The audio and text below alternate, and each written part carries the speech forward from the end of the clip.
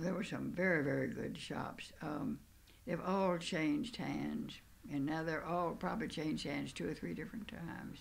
Uh, But I would call it somewhat more gentrified. The uh, the stores are perhaps, or the commercial establishments are a little more upscale. Um, the Liquid Lunch and Docks down on, that's not Main Street, but Docks on the corner across from the post office uh, were favorite hangouts. Well, across the street there, you had a bank on the corner, like you sort of still do. You had, the upper five and dime, as my grandmother called it, which was Rose's. Oh, and there's Varden Pole, which is a furniture store, and a funeral parlor combination, which is kind of interesting. The funeral chapel was upstairs, and you went through the furniture store to get there. And then next there was a restaurant next to that, and maybe a gift shop or something, and then a movie theater where the Lyric condos are now. That was the B-grade movie theater.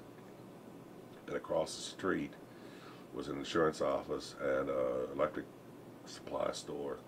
Also sold model trains. That was kind of neat. And then in the next block, filling station on the corner, and the bank across, which is still there. There was a drugstore next to that.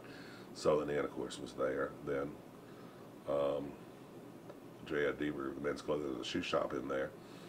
Actually, for a while, he had two stores. That made no sense at all. He had one store in that block and another store in the other block. Why he'd have two, I don't know, but he had two. And then there was a woman's clothing store and the Saks department store. Newberry's 5 and 10, McCrum's drugstore, and they're hunting. And then the next block was the African American block. And then, of course, Washington Street and Nelson had businesses too. It was, there was a reason to be down there, I guess, to buy things. I mean, the grocery stores were all there too. I forgot Kroger's was located in the block, but across the Presbyterian Church. I started teaching here in 1973, and one of the first things that I noticed when I came was that you could really teach American architecture right here in Lexington. That the quality of the buildings and what were here were so extraordinary that you could see most of the 19th century styles represented.